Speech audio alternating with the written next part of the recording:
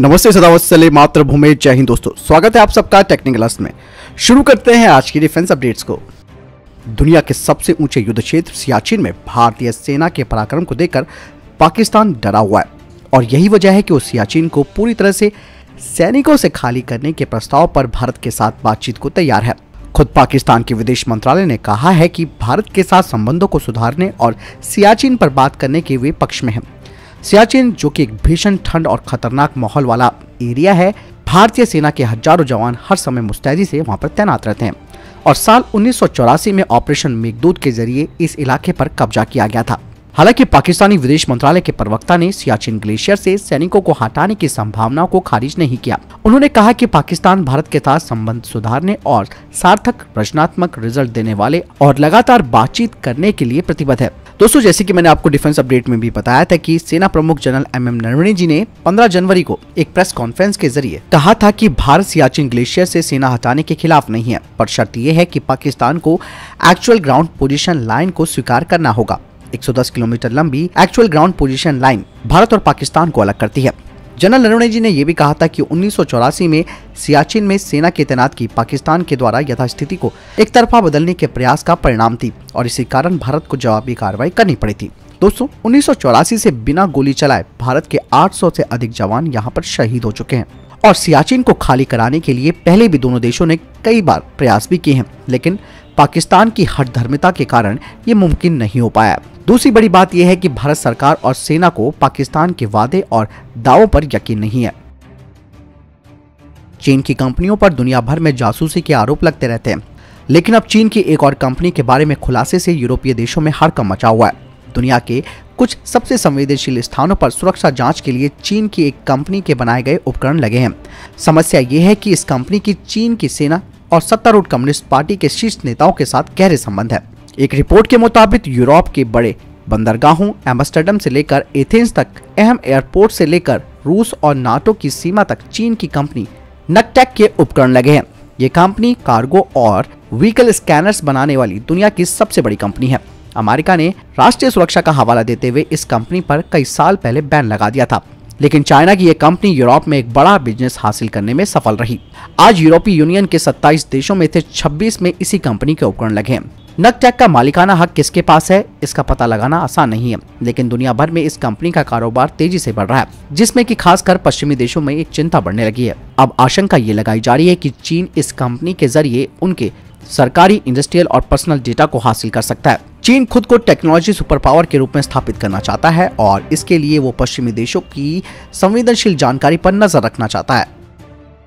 सेना के उत्तरी कमान के lieutenant general Y Joshi ji ने कहा कि ऑपरेशन स्नो लेपर्ड अभी भी अलर्ट पर है और किसी भी घटना से निपटने के लिए तैयार है, क्योंकि लद्दाख में विघटन का ध्यान बातचीत के माध्यम से जारी है। साथ ही उन्होंने कमांड थिएटर में JOC-in-C का प्रशंसा लेटर भी दिया गया है, जिसे चीन द्वारा वापस जाने और पूर्वी लद्दाख में यथास्थिति बहाल करने से इनकार करने के बाद शुरू किया गया था।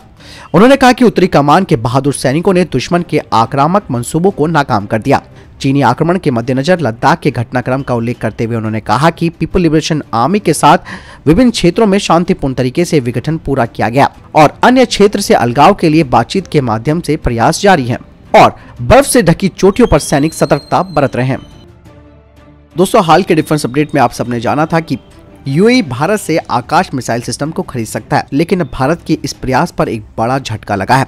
दरअसल मीडिया में तो ये खबरें सामने आई थी कि आकाश मिसाइल सिस्टम यूएई ले सकता है, लेकिन आधिकारिक तौर पर इसकी पुष्टि नहीं की गई। लेकिन अब जो नई रिपोर्ट सामने आई है वो कहीं ना कहीं एक चिंता वाली बात भारत के लिए है, क्योंकि यूएई ने साउथ कोरिया की फर्म के साथ कॉन्ट्रैक्ट किया है KM-SAM मिसाइल के लिए, जो कि एक सरफेस टू एयर मिसाइल है और इस कॉन्ट्रैक्ट की कुल लागत $3.5 बिलियन है। यही नहीं, यूएई पहला एक्सपोर्ट कस्टमर भी बन गया है कोरियन सिस्टम को लेने वाला, और ये एक बड़ा डिफेंस एक्सपोर्ट है साउथ कोरिया के लिए। इसके अलावा यूएई और साउथ कोरिया ने एक MOU पर भी साइन किया है, जिसमें कि वे डिफेंस टेक्नोलॉजी में साथ में मिलकर काम करेंगे और कई वेपन सिस्टम्स को साथ में मिलकर बनाएंगे।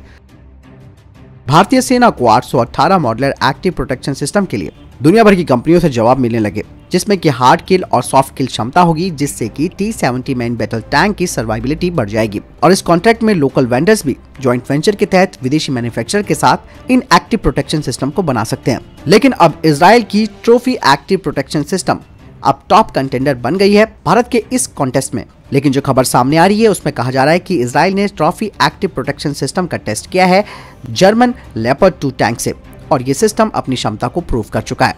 ट्रॉफी सिस्टम ने 1 मिलियन ऑपरेशनल वर्किंग आवर्स पूरे किए हैं और साथ ही 5300 टेस्ट को कॉम्बैट कंडीशन में पूरा किया है।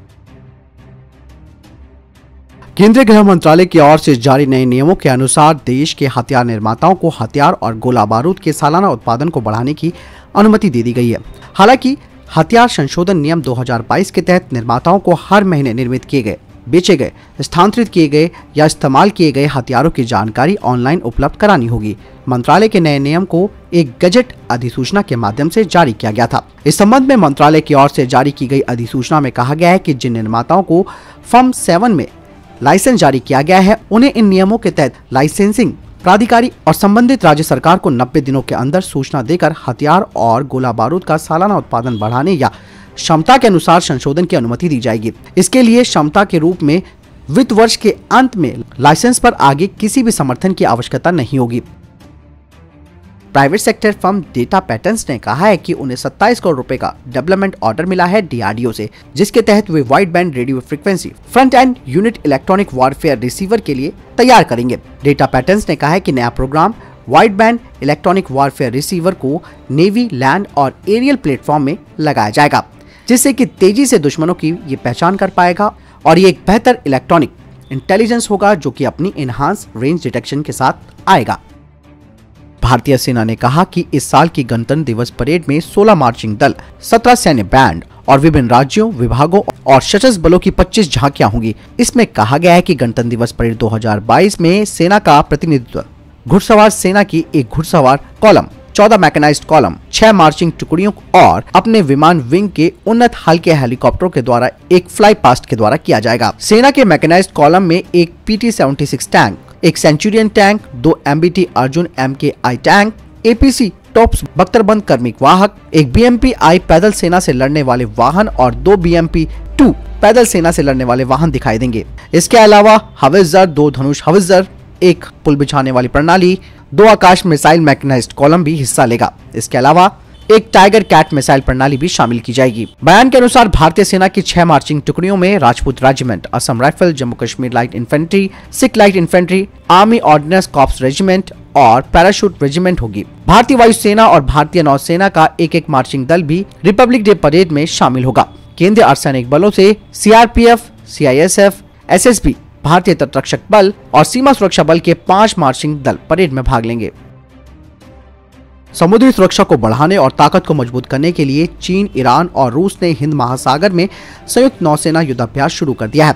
हिंद महासागर में शुरू हुए इस संयुक्त युद्धाभ्यास में ईरान के 11 जलपोत, रूस के 3 जलपोत और चीन के 2 जलपोत हिस्सा ले रहे हैं। रिपोर्ट के मुताबिक इस युद्धाभ्यास में रेवोल्यूशनरी गार्ड भी छोटे जलपोतों और हेलीकॉप्टरों के साथ हिस्सा लेंगे। हिंद महासागर के उत्तरी क्षेत्र में ये युद्धाभ्यास 17,000 वर्ग किलोमीटर क्षेत्र में किया जाएगा और इस दौरान रात में लड़ने, बचाव अभियान और आग से लड़ने का अभ्यास किया जाएगा। हालांकि 2019 से लेकर अब तक तीनों देशों का ये तीसरा संयुक्त नौसेना युद्धाभ्यास है। ये युद्धाभ्यास ऐसे समय पर हो रहा है जब ईरान के राष्ट्रपति इब्राहिम रईसी ने अपनी रूस की यात्रा समाप्त की है। रईसी ने कहा कि तेहरान और मॉस्को के बीच द्विपक्षीय संबंधों में सुधार से इलाके और अंतर्राष्ट्रीय स्तर पर सुरक्षा मजबूत होगी।